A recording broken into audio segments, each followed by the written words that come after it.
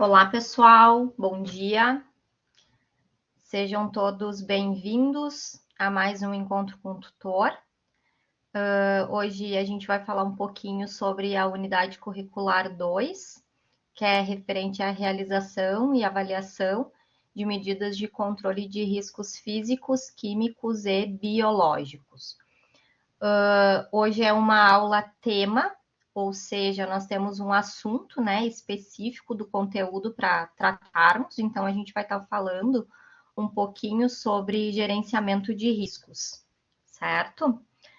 Sejam bem-vindos, fiquem à vontade para colocar as dúvidas de vocês no chat, tá? A tutora Luciana vai estar nos apoiando hoje. Vamos iniciar a aula, então, eu me apresentando, né? Então, eu sou a tutora Luana Rosa, eu sou graduada em Segurança do Trabalho, tenho pós-graduação em Gestão de Pessoas e também docência, tanto para o nível técnico quanto para o nível superior.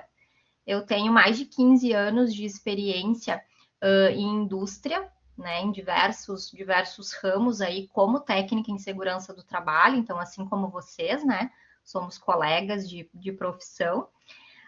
E também, como vocês, eu sou estudante. Então, no momento, eu estou fazendo aí um MBA em ergonomia e acessibilidade, para ter um pouco mais de respaldo aí, né, e conhecimento para dividir com vocês. Então, eu convido a tutora Luciana para também se apresentar.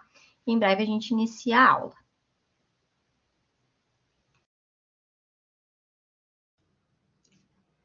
Bom dia, turma. Tudo bom? Luana, pode passar minha apresentação, por favor? Obrigada. Bom dia, pessoal. Tudo bem?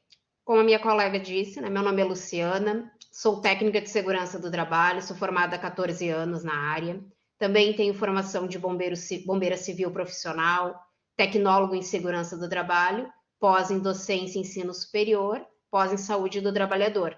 Eu sempre busquei, né, conhecimento, por quê? Não adianta, faz só um curso e acha que está tudo resolvido. Não está tudo resolvido. Porque um dia vai chegar o teu gestor, ele vai fazer uma pergunta e tu vai dizer, poxa, isso eu não lembro ou eu não aprendi, porque não tinha na tua época, no teu curso.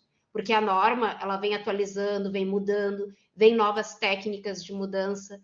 Então, sempre digo para vocês, pesquisem, procurem sites de referência, que é o melhor caminho para sempre estar atualizado, certo?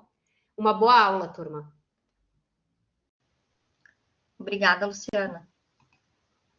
Bom, a gente inicia então falando um pouquinho de algumas orientações gerais, né? A maioria vocês já estão acostumados, né? Mas vale relembrar.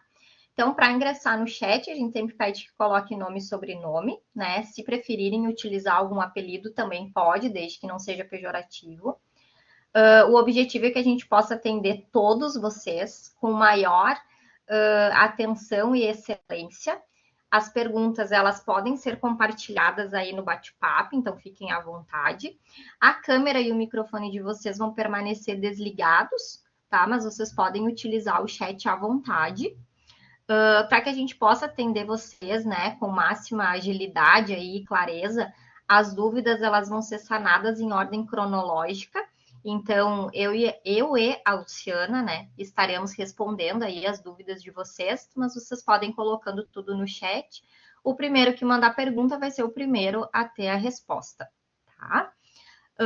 Nos próximos slides, a gente vai falar sobre gerenciamento de riscos, tá? E se vocês tiverem alguma dúvida sobre alguma atividade, também pode colocar no chat que a gente pode contribuir, ou no final da aula, se a gente tiver um tempinho, né? A gente também pode conversar.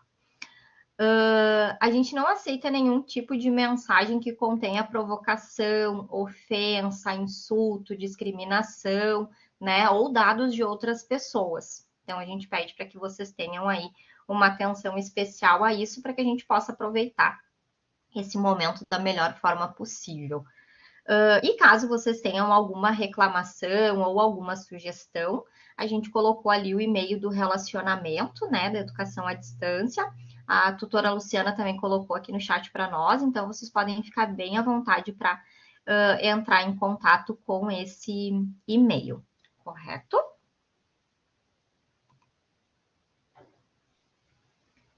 O cronograma da nossa aula de hoje, a gente vai falar então de gestão dos riscos, né? Focando aí os riscos físicos, químicos e biológicos.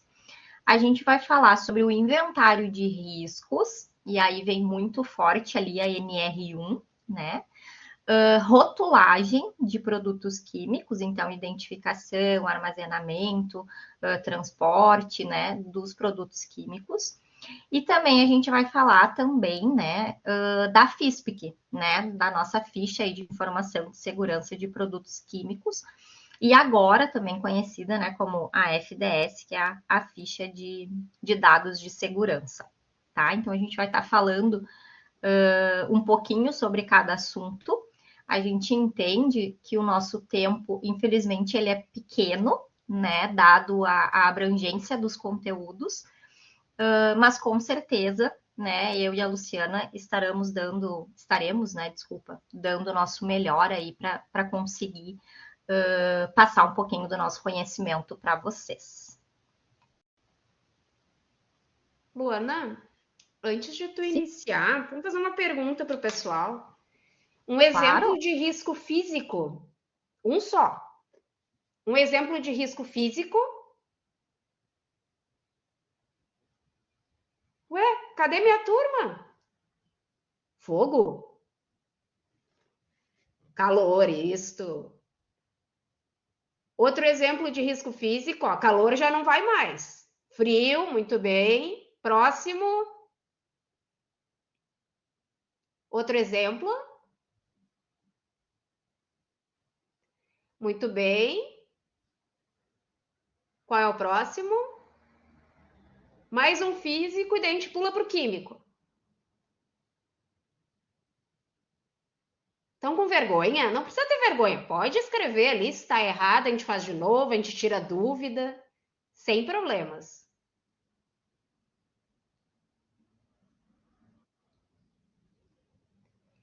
Esse seria num outro item. Radiação, ok. E químico. Um exemplo de químico, pessoal. Quantos alunos nós temos em sala? Vamos ver, Luana, vamos confirmar aqui. Ó, tenho 11 alunos em sala. Quem mais? Um químico, para a gente dar continuidade. Poeira. Vamos lá, gases, vamos lá.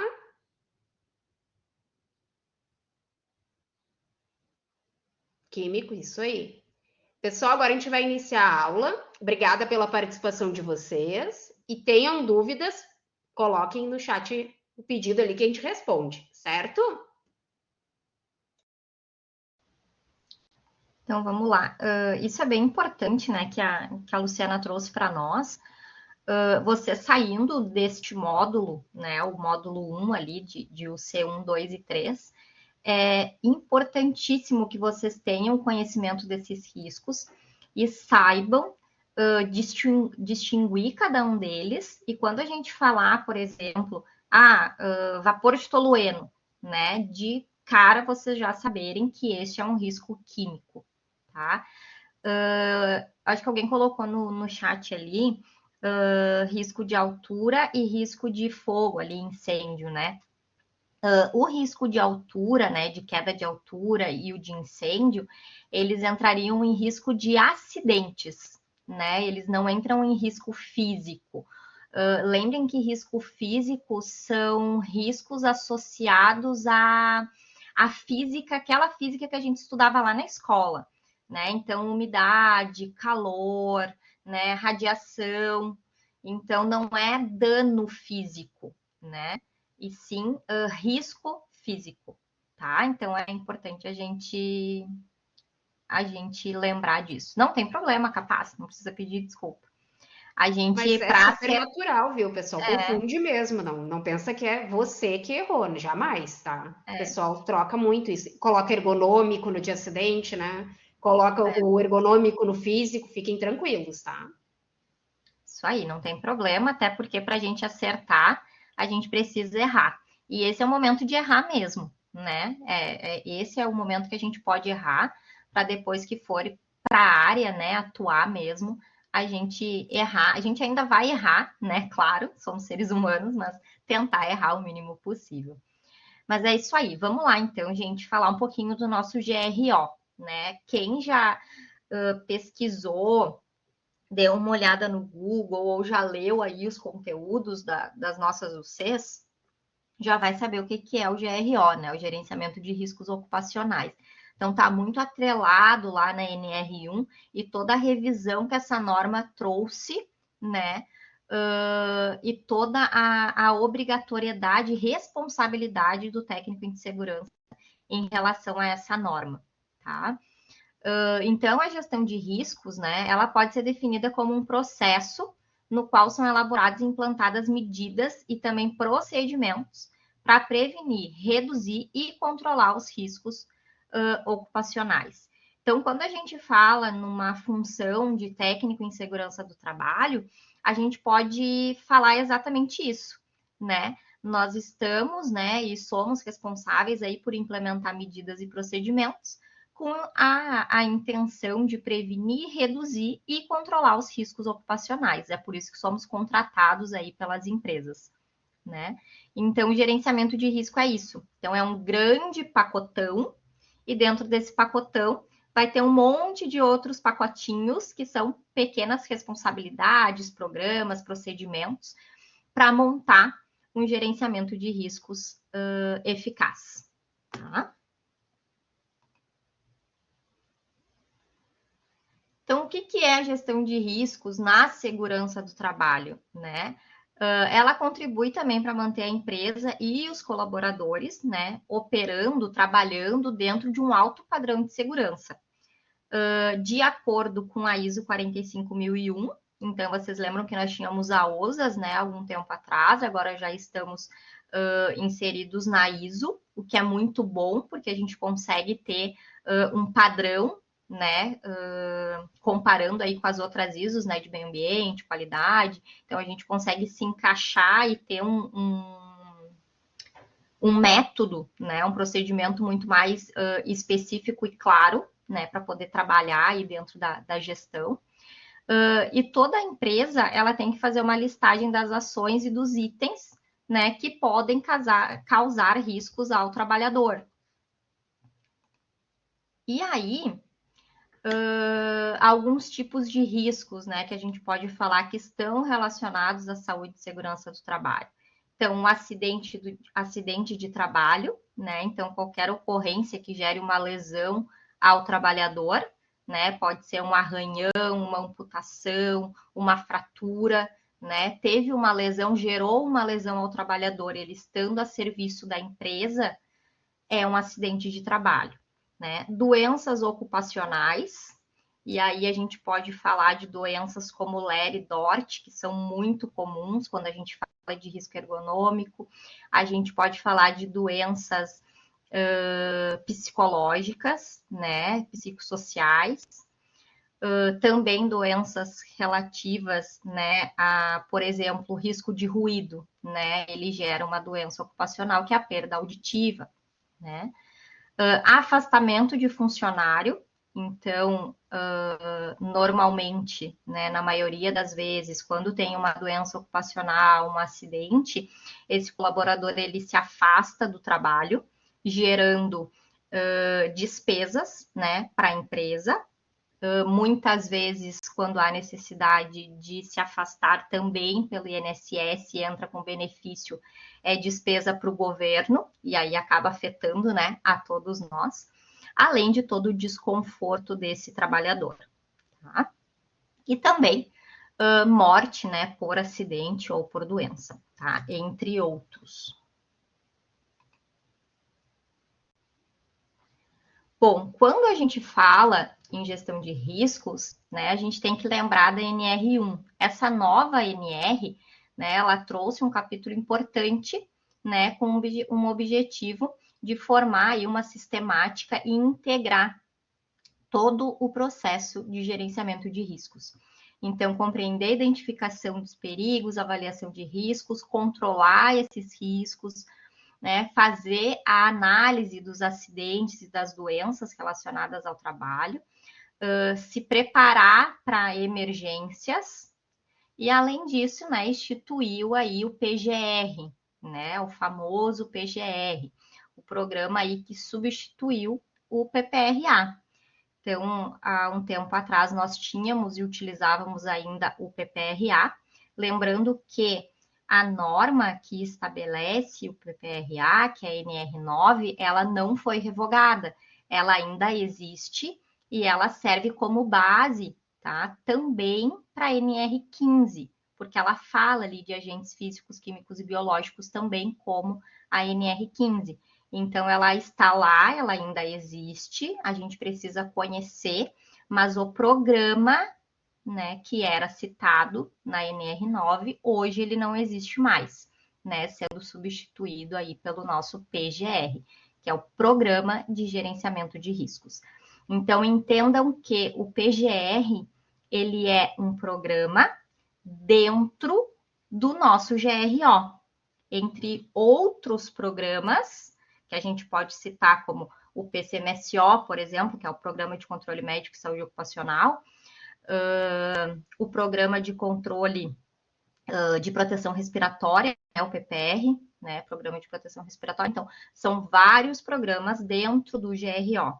E o programa que gerencia todos os riscos, a gente chama de PGR, tá? Vamos lá.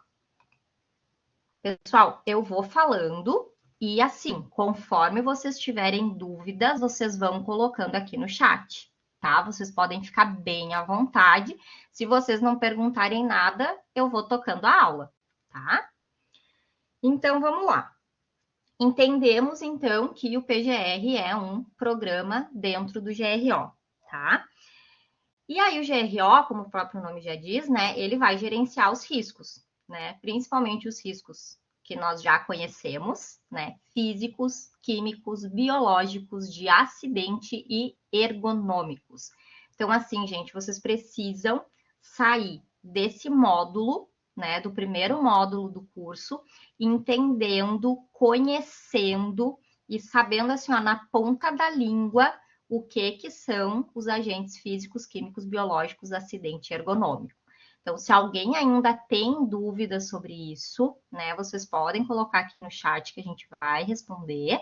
E também, né, vocês podem chamar o tutor de vocês lá no Fale com o Tutor, diretamente no AVA, né? Consultem o material, vocês podem consultar o Google ali, internet, consultar as normas regulamentadoras, né? Eu vi que a tutora Luciana colocou para nós ali o site oficial para pesquisar as normas regulamentadoras.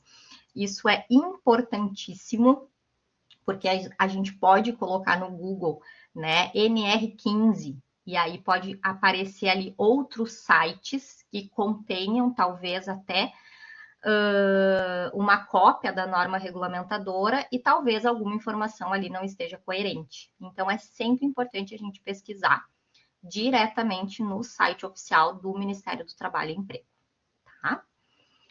E, bom, a estruturação, né, normativa para o GRO, ela é dada pela NR1.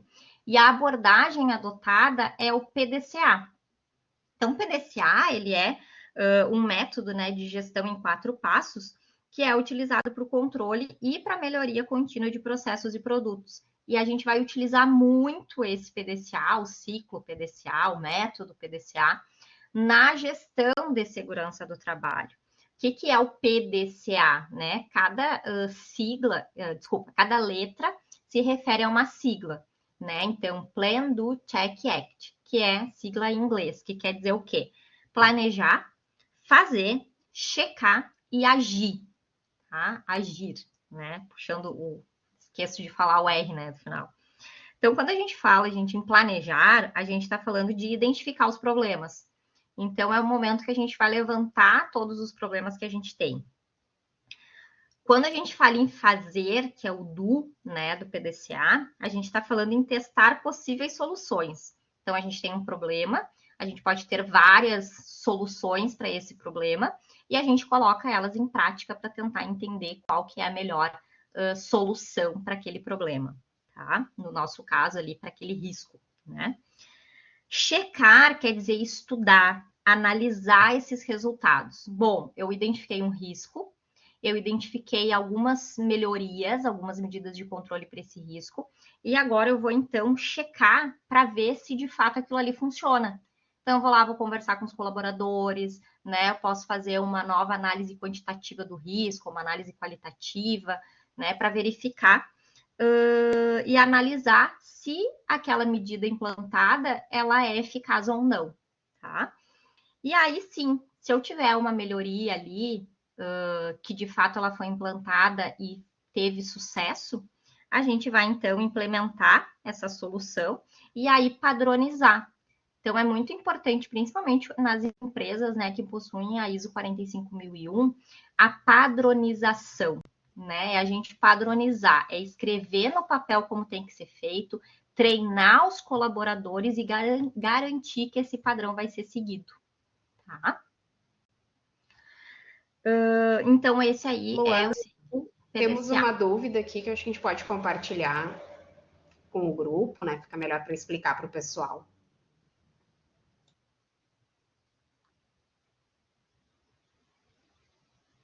No caso de encontrar algo na empresa que, de certa forma, seja impossível de ser resolvida, exemplo de metalúrgicas pelo país onde a poeira de ferro atinge toda a área de uma cidade, como devemos proceder? Bom, a higiene ocupacional ela é muito ampla, né? Ela não vai atuar especificamente somente dentro das empresas, né? Fora também. Então a gente tem análises ambientais e aí entra mais para a parte até de meio ambiente do que de saúde e segurança do trabalho, porque enquanto está dentro da empresa está afetando os nossos trabalhadores, né? Quando está fora da empresa está atingindo a comunidade. Então, quem vai atuar, né, nas empresas que possuem, claro, as duas áreas, vai ser mais a área de meio ambiente, tá? Como que vai atuar, por exemplo, né, fazendo análise ambiental. Então, a mesma análise que a gente faz, né, lá no trabalhador, a gente vai fazer essa análise no ambiente, né, no ambiente externo. Então, tem muitos pontos de saída de exaustores, principalmente dentro das empresas, aonde tem os pontos já específicos para a coleta do ar, do vapor, né, do gás, para análise. E se esses parâmetros estão fora, né, muito provavelmente essa empresa ela não vai ter a licença ambiental, né? Uma vez que não tem a licença ambiental, essa empresa ela não pode operar, né, sem essa licença. Aqui no Rio Grande do Sul é a FEPAM, né? Tem outros estados, aí eu não vou saber exatamente qual que é o órgão, né, ambiental, mas aqui no Rio Grande do Sul a gente trabalha diretamente com a FEPAM. Então, ela não vai fazer a liberação para essa empresa continuar suas operações se essa poeira que está sendo eliminada, né, no ar para a comunidade tiver fora dos parâmetros aceitáveis. Tá? Então, não sei se eu me fiz entender, tá? Muitas empresas, né, é o técnico em segurança do trabalho, muitas vezes, que acaba atuando, né, junto com a área de meio ambiente, às vezes até se responsabilizando pela área de meio ambiente, o que eu não acho correto particularmente, mas já atuei na área de meio ambiente. Então, a gente acaba se moldando, às vezes, a empresa na qual a gente está trabalhando, né? Então, a gente vai lá, estuda um pouco mais, né? Tenta pegar uma consultoria para nos dar um suporte, mas muito mais a área de meio ambiente do que a área de segurança do trabalho, tá? Mas é assim, a empresa ela vai ter que contratar uma empresa ou uma consultoria para fazer essa análise. Se estiver fora, com certeza a licença ambiental não vai ser liberada, sendo impossível, né, essa empresa atuar. Tá? Quando é uma empresa nova, né, vocês sabem, vou abrir uma empresa, né, tem a licença de operação, que é a primeira licença que o órgão ambiental libera, né, para a empresa, para ela começar a operação. Mas depois de tempo em tempo, aqui a licença da FEPAM, se eu não me engano, é 4 anos. Posso estar errada, tá? Que é mais para a área de meio ambiente, não é muito meu forte. Mas depois, né, regularmente, de tanto em tanto tempo, é feita uma reanálise, tá? Assim como nos trabalhadores a gente faz. né, no meio ambiente também é muito, muito parecido. E Certo? também pode ocorrer denúncias, né, da própria comunidade, caso esteja em exagero, né? Também, Também tem essa com situação. certeza. Bem lembrado.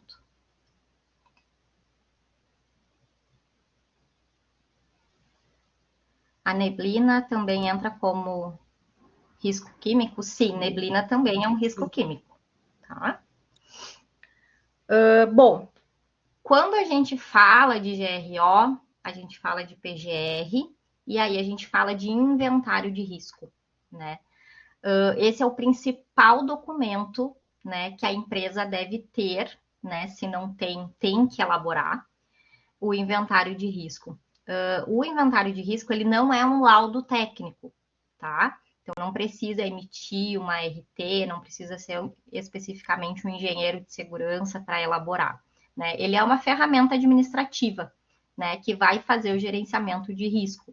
Então sintetiza, né, as informações sobre a avaliação e também o controle desse risco, bem como a indicação, né, de adoção aí de medidas preventivas, podendo também ser utilizado como objeto de comunicação para os trabalhadores.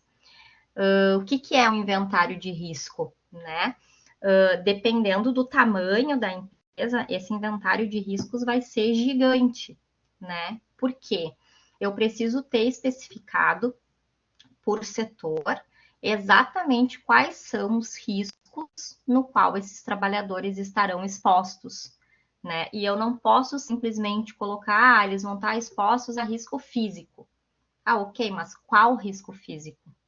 Ah, umidade, né? Ok. O que a gente faz para minimizar e para controlar essa umidade para que não afete a saúde do trabalhador? Bom, aí vai ter que estar escrito ali no inventário. Então, o inventário de risco é isso, tá? É um compilado detalhado, né, de exatamente todos os riscos, desde aquele menorzinho, né, que mas é tão insignificante. Bom, nada é insignificante quando a gente fala da saúde e da segurança dos trabalhadores, tá? Lembrem disso. Então, todos os riscos do menor ao maior têm que estar identificado, né? E nós, técnicos em segurança do trabalho, a gente, claro, muitas vezes a gente não vai conseguir decorar, né? Porque vai ser muito, dependendo da empresa, né? Muitos setores, muito grande, mas a gente precisa ter o conhecimento daqueles mais graves, né, mais altos ali, e propor medidas que de fato, né, minimizem, se a gente não conseguir eliminar, né, mas que consiga minimizar os efeitos desse risco ao trabalhador.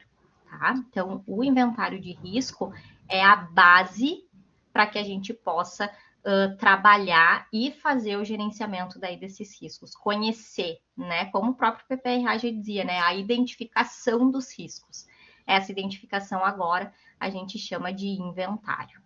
E Certo? lembrando, né, Luana, cuidado com copiar e colar. Desse, o setor de administrativo está igual ao de manutenção, negativo, né, pessoal? Tem riscos diferentes. E às vezes, aquela coisa que está com pressa, copia, não, é tudo igual. Não, não é tudo igual. Tem diferença no cargo, na função, no ambiente que a pessoa está. Muito cuidado, eu já peguei vários laudos, documentos, que tu vê direitinho que a pessoa copiou e colou, sabe? Então tenham sempre esse cuidado. Analise aquela função, conversem com o trabalhador de vocês, porque às vezes ele vai dar uma ideia que tu nunca imaginou, sabe? Tenham esse cuidado, peço para vocês. Perfeito. Acho que ainda nessa linha que a tutora trouxe para nós, acontece muito também de copiar de um ano para o outro, né? Eu vou pegar a minha revisão do meu inventário, eu vou só atualizar a data, né? E muitas vezes a gente chega no local de trabalho, né? Principalmente em momentos assim de perícia, né? Vai confirmar os riscos químicos que o colaborador está exposto, vai bater com o que tem no PGR, ali no inventário de risco, e às vezes lá na área eles estão utilizando um outro tipo de produto químico, porque E tá eles com o dobro trocaram de produto, né, da quantidade que foi exatamente. informada. Isso aí. Então, gente, nunca, né, cometam esse erro, né, de ir lá no documento e atualizar a data. Confiram, tem tempo, vocês vão precisar desprender um tempo para fazer isso, tá? Mais uma pergunta ali, né? Exemplo, existe um risco, aí o TST notifica o operador, faz ele assinar que a gente está orientando ele e mesmo assim acontece um acidente. A responsabilidade é do operário? A responsabilidade nunca será do trabalhador, tá? Isso ao longo aí da vida profissional de vocês, vocês vão entender um pouco melhor isso. Mas quando a gente faz uma investigação, né, de um acidente, a gente tenta nunca procurar um culpado, né? Ah, quem que errou? Foi o técnico de segurança? Foi o líder? Foi o operador? Né? A gente tenta buscar como isso aconteceu, né? O porquê que aconteceu, qual que foi a falha no processo, e aí então adotar medidas para que isso não aconteça de novo, tá? Mas a gente sempre tenta não culpar ninguém, tá?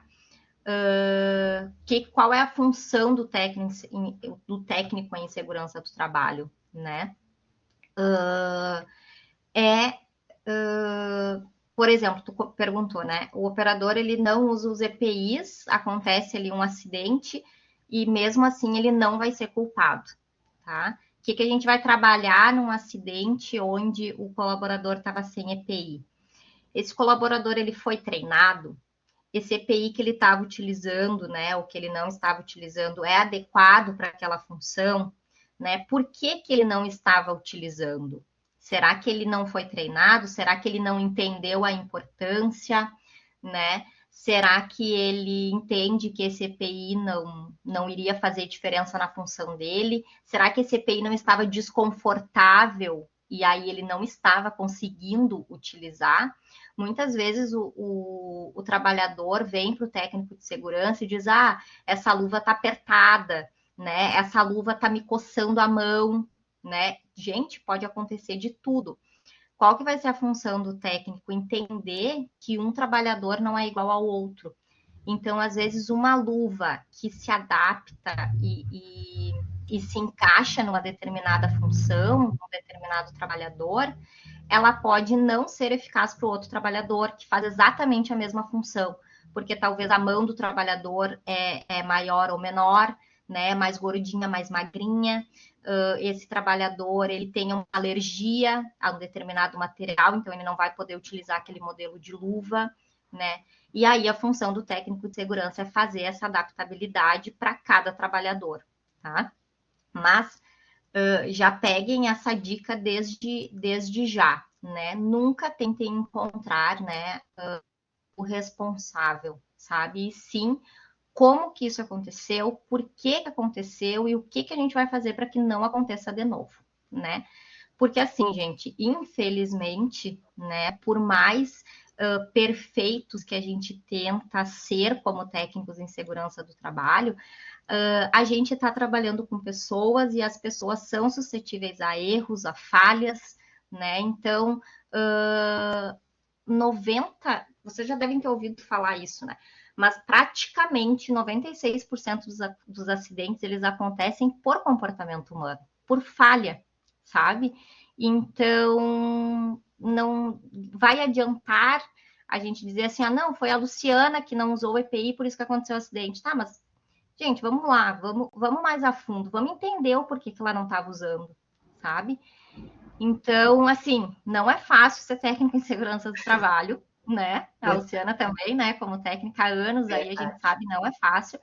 Mas quando a gente consegue fazer uma investigação de um acidente, entender o motivo daquilo ali, tomar ações e saber, assim, ó, ter praticamente quase certeza, porque certeza a gente nunca vai ter, mas ter quase a certeza de que, cara, conseguir eliminar esse problema, sabe? Não vai acontecer de novo, né? Pode acontecer? Pode, mas a tendência é que não aconteça. Então a gente fica tranquilo, sabe? Ó, missão cumprida, sabe? Não Luana, consigo uma outra evitar o acidente, mas... contribuição seria a questão do registro, né? Por e-mail, por WhatsApp, assinar num papel que nem o aluno comentou ali. Por quê? Porque tu tem que ter esse histórico. Porque pode ser só um acidente, um corte ou alguns dias de atestado, mas pode ser algo grave. Como é que tu vai explicar isso no Ministério do Trabalho? Como é que tu vai explicar isso numa delegacia quando é algo grave, algo fatal? Então, tenha os registros que eu avisei, eu expliquei, eu ensinei, tá? Para você, como profissional, saber que você fez tudo o que era possível, tá? Então, sempre peço isso para os meus alunos. Registrem as informações, deixem os diretores, gerentes de vocês cientes, tá? Porque o diretor ele pode dizer assim: a Luciana nunca me avisou que a Luana não queria usar as luvas. Então, sempre deixem tudo registrado. Vai ajudar muito no futuro. Isso aí, perfeito. A gente trabalha muito com documento, né? É da nossa função trabalhar muito com documento. E é importantíssimo que a gente tenha tudo documentado. Se tu passou uma orientação, passou um treinamento, passou um procedimento, né? Um padrão de alguma atividade, faz todo mundo assinar, todo mundo que recebeu esse treinamento assina, que é fundamental, é muito importante.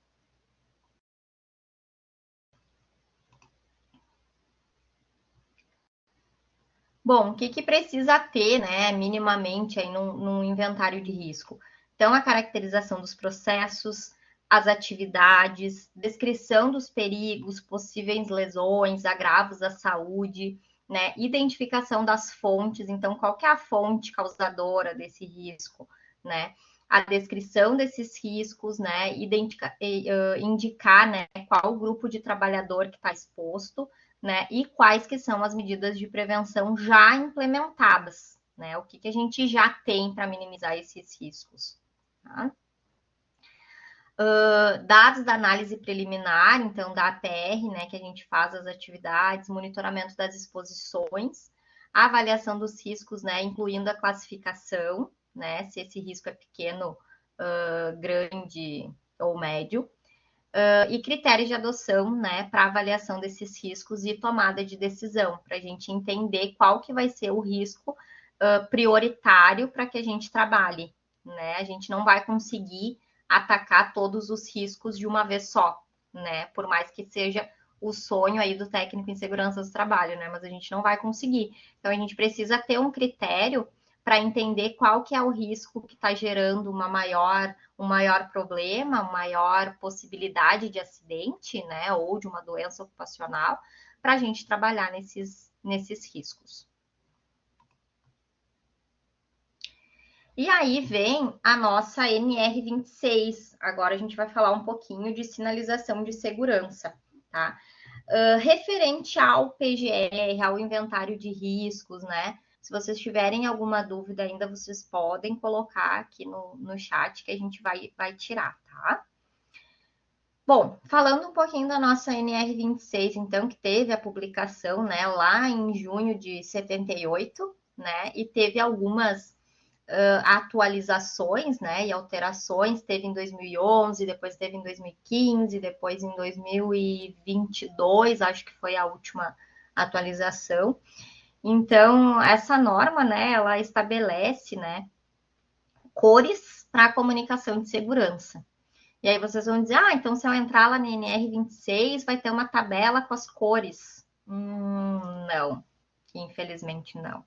A gente tem duas NBRs, tá?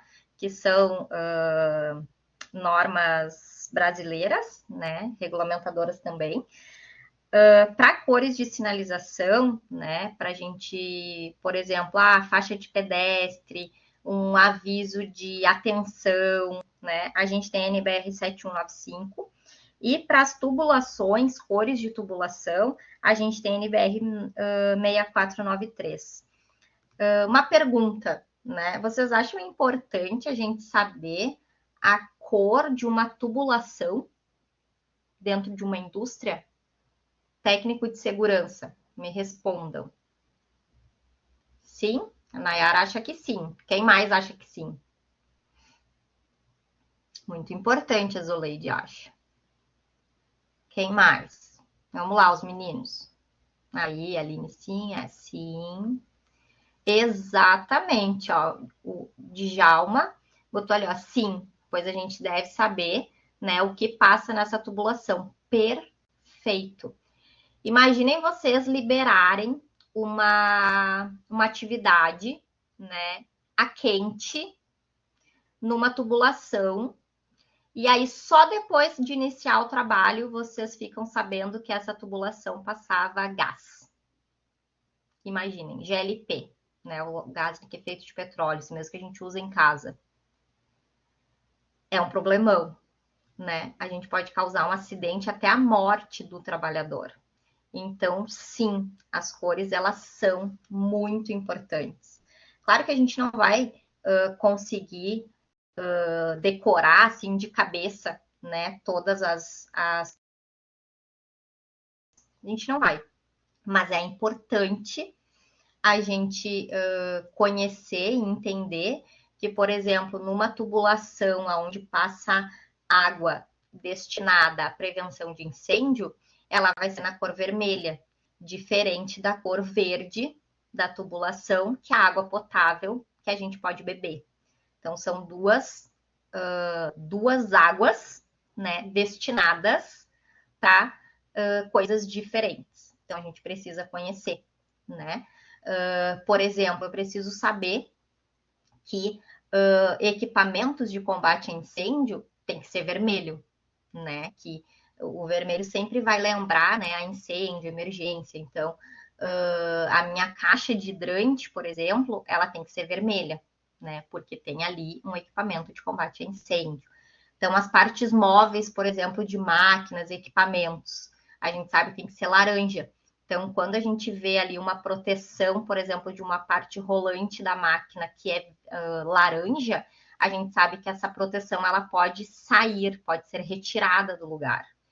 Então, a gente precisa saber quando que precisa ser retirada, por que que precisa. Essa máquina vai estar desligada, então a gente precisa, né, ter uma noção, pelo menos mínima, das cores mais utilizadas, né, no dia a dia, para poder trabalhar e atuar, né, da melhor forma possível, tá?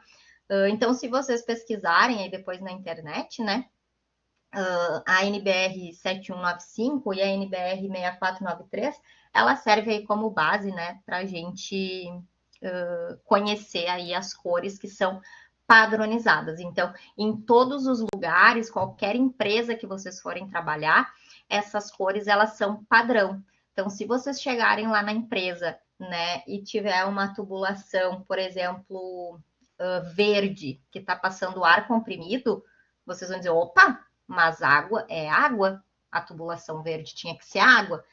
Qual que é a cor do ar comprimido? É azul. Cara, então vamos abrir uma ação para pintar essa tubulação, porque é padrão, certo, gente?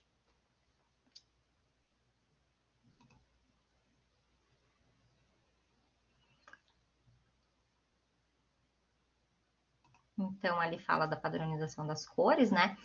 E aí, a gente vai falar um pouquinho sobre a identificação de produtos químicos.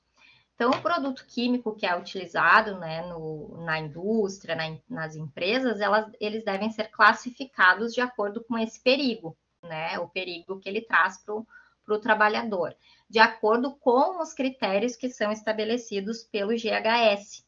Então, vocês vão ouvir muito falar do GHS, porque com a mudança que teve na NBR 14725, né, que mudou ali a FISPIC para a FDS, hoje a NBR já traz, né, a inserção aí do GHS, né? O que é o GHS, né? É um sistema globalmente harmonizado de classificação e rotulagem de produto químico. Tá? Ele é da ONU, né? Da Organização das Nações Unidas. Então, é um padrão, né? Estabelecido no mundo para padronização, rotulagem, classificação aí de produto químico. Então, antes a gente não tinha isso, né? E com a atualização que teve, né, em julho de 23, julho de 23, a gente teve a atualização da NBR e aí já teve essa inserção aí do GHS, tá? Peraí que travou o meu slide. Pessoal, uma outra questão, não retirem o produto da embalagem original, tá? Por quê? Às vezes as pessoas pegam uma garrafinha de água e colocam um produto químico. Daí eu sou nova no setor, deve ser a minha garrafinha, que era igual. Quando vê a pessoa tomou um produto químico. Tenham sempre esse cuidado. Ou, Luciana, mas eu não tinha outra opção. Então coloca uma etiqueta enorme. Qual é o produto que está ali dentro? Ou faz um jeito daquela... Não é o correto, mas faz um jeito de identificar que aquilo não é água. Que não é a garrafinha que a Luciana esqueceu em cima de uma mesa. Sempre pensem nisso. Isso aí. Então, mesmo os produtos químicos, né, que não são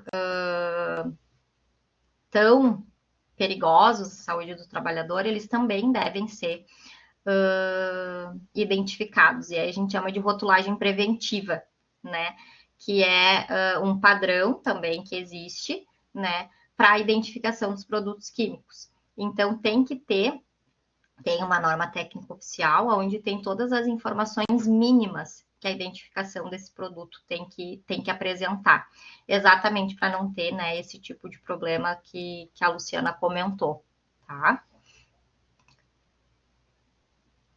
E aí, quando a gente fala, né, da rotulagem do produto químico, a GHS, né, tem um padrão, né, um procedimento já definido com o mínimo de informações que deve ter.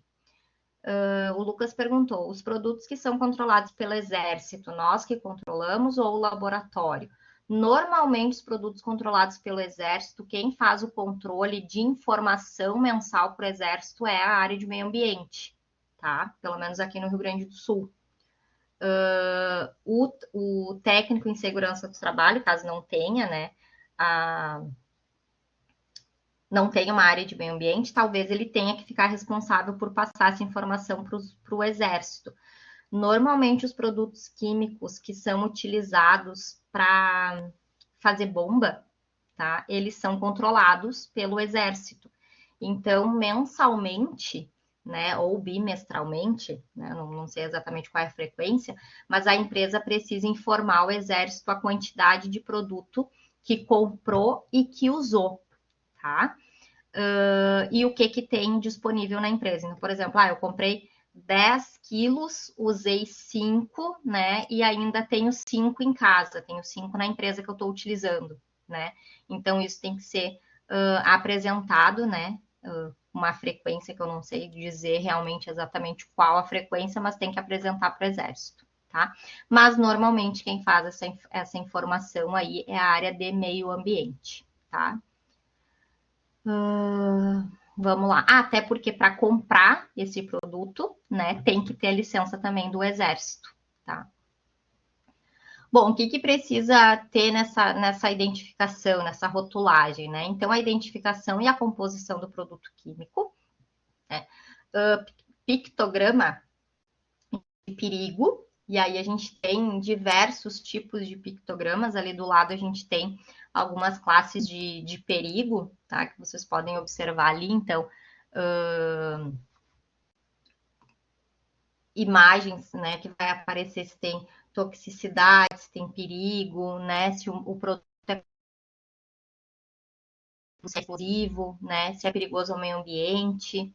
Então, tudo isso vai estar descrito, né, na rotulagem, né, e no pictograma, né, rolei a língua, no pictograma do produto. Né? Então, o que normalmente tem que ter nessa identificação, né, do produto? Tá? A palavra de advertência, né, frases de perigo, frases de precaução e informações suplementares. Então, qual que é a palavra sinal, né? Se é perigo, explosão, né? O nome e a identificação desse produto químico, né? Nome, endereço e o telefone, né, do fornecedor ou do fabricante desse produto. Advertências e recomendações, né? A quantidade desse produto, então tem 1 quilo, 500 ml, né, 300 gramas, vai ter que apresentar aqui, e informações suplementares, né, complementares ali ao produto. né? O produto químico que não é classificado perigoso, né, à saúde do trabalhador, ele também tem que ter uma rotulagem, né, que tenha no mínimo ali a identificação desse produto, informação, né, do que se trata o produto não classificado como perigoso e também recomendações de precaução. Tá? Luana, travou tua última fala, cortou aqui o áudio.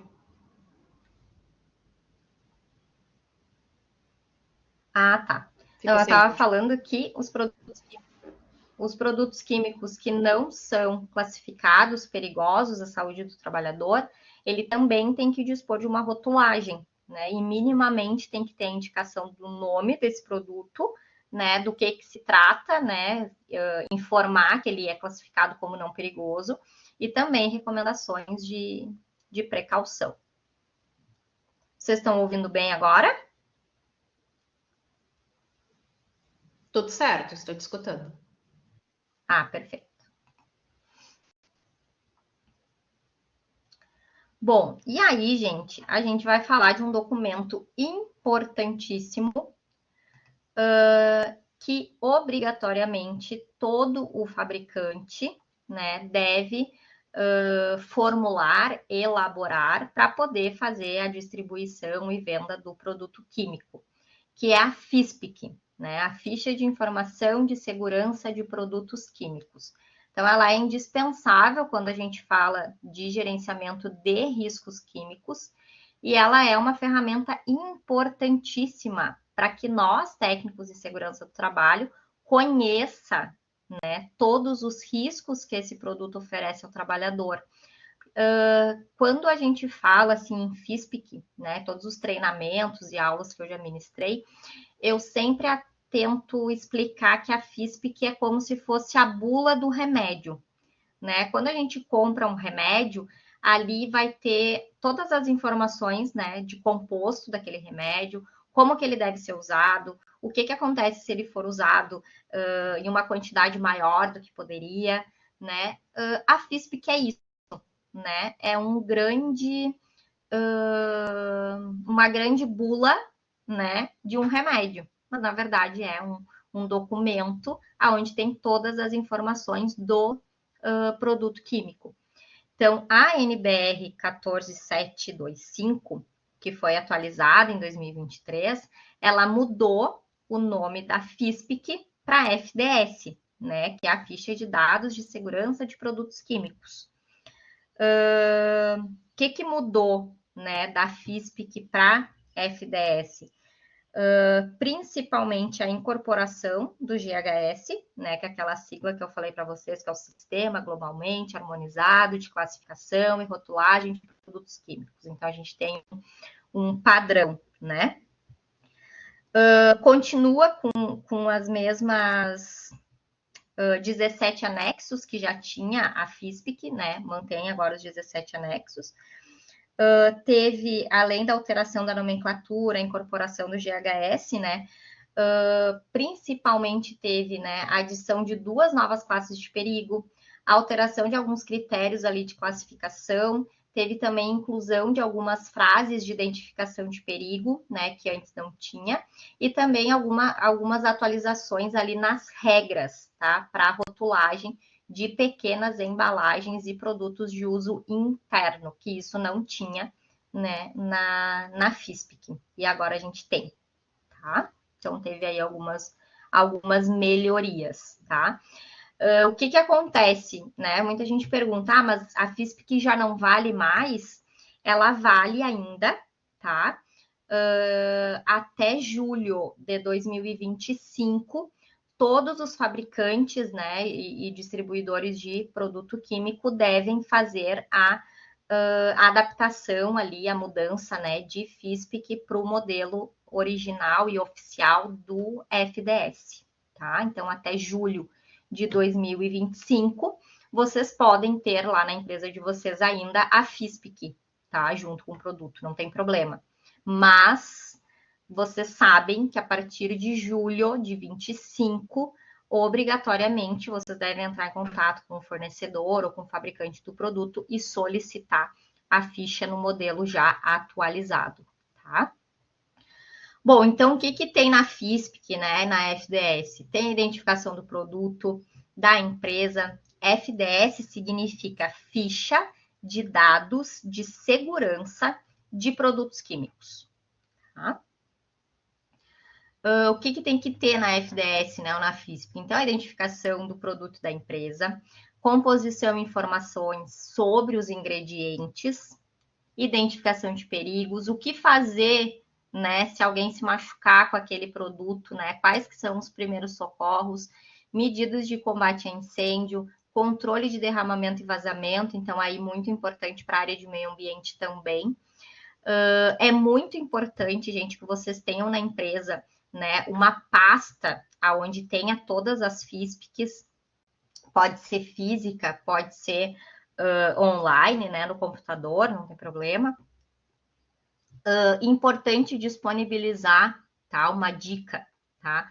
Importante disponibilizar na portaria e no ambulatório médico, né? Porque se a empresa possui, né, claro, mas é importante ter no ambulatório médico para que, se houver algum acidente, né, a enfermeira, o técnico de enfermagem ou o médico que for fazer o socorro possa ter o conhecimento dos produtos, porque às vezes o médico da empresa, né, fica pouco tempo na empresa, não tem conhecimento de todos os produtos utilizados, e é importante saber disso, né, quando for fazer as medidas ali de combate, de primeiros socorros. E na portaria, porque o que pode acontecer, né? Pode ter um grande incêndio dentro da empresa, né? E quando o bombeiro chega, né? Se possui produtos químicos, é importante disponibilizar essa pasta ou essa FISPIC, né? Para o bombeiro, para que eles possam saber e conhecer qual que é o produto, né? Porque muitos produtos, né? Em contato com água, às vezes pode piorar a situação. Então, é importante ter a FISPIC disponível, né? E preferencialmente mais de um lugar, tá? É uma dica, tá? Não que seja obrigatório. Boa, Ana, temos uma pergunta ali. Qual o significado da sigla FDS? Eu respondi agora. Respondeu? Tá. Vou falar de novo, Só então. fala de novo para a gente deixar mais claro. Tá. Ficha de dados de segurança de produtos químicos. Tá? Essa é a sigla, né, encontrada ali na nossa NBR 14725, tá? Que vocês podem acessar depois, né, para ter um conhecimento aí um pouco mais avançado, tá?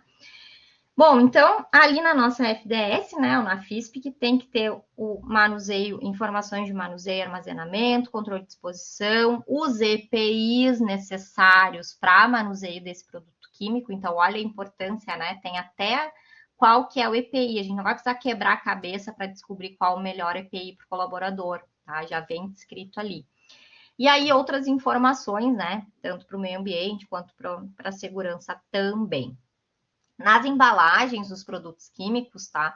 Vocês têm muitas, a maioria deles tem a indicação, né? Que, ó, mais informações, consultar a FISPIC, tá? Então, isso é importante. O próprio fabricante já informa. Então, aqui, né, cita a importância, né, de ter disponibilizado a FISPIC para o colaborador também. Então, os trabalhadores, eles precisam ter o conhecimento desse produto. Então, é importante estar disponível na área, né, que eles saibam aonde encontrar. Muitas vezes a gente acaba deixando mais disponível para o pessoal da brigada de incêndio, o pessoal da CIPA, mas é importantíssimo que todos os trabalhadores tenham conhecimento do produto que estão trabalhando, para que eles tenham, né, o conhecimento e o respaldo aí para se proteger, tá? Aqui tem um modelo, tá? Sei que tá pequenininho, oriento vocês a depois dar uma olhadinha no Google ali, se vocês colocarem FISPIC vapor de tolueno, vai aparecer ali a FISPIC de um fabricante, então é bem tranquilo de achar. Pelo menos vocês têm uma base, assim, do que é esse documento, tá? Então, a gente pode afirmar, né, que a FISPIC, ela é uma ferramenta muito importante O técnico de segurança tem que ter o conhecimento, ele tem que saber onde buscar a informação, ele tem que conhecer, né, estar ali familiarizado com esse documento, tá? Porque é realmente muito importante, porque vai nos ajudar tanto na prevenção, né, de um acidente, de uma doença ocupacional, e também vai nos ajudar caso aconteça um acidente, tá? Pessoal, passei 2 minutos do tempo, peço mil desculpas, né? Mas pergunto para vocês se tem ainda alguma dúvida, alguma pergunta que vocês gostariam de compartilhar, tá? Eu e a Luciana nos colocamos à disposição de vocês. E estou compartilhando agora com vocês aqui no chat um link, né? Se vocês puderem acessar, né? Para nos deixar ali um elogio ou uma sugestão de melhoria, tá? Poderia Poxa, ter mais obrigada. 30 minutos. Poderia, Bom né? que vocês gostaram. A gente fala no início, né? A gente tem assunto para falar por muito tempo, né? Mas tentamos, né, no pouco tempo que a gente tem, passar aí a maior parte do conteúdo para vocês. Então, gente, quem puder acessar ali o portal, né, e deixar ali um oi, né, falando ali de mim, a tutora Luana Rosa e também da tutora Luciana Farias, né, nós ficamos extremamente gratas. Poxa, muito obrigada, pessoal, pelos elogios. Obrigada, gente, de coração, obrigada pelo compartilhamento aí das dúvidas de vocês, por terem sido uma turma bem participativa. Continuem Luciana, assim.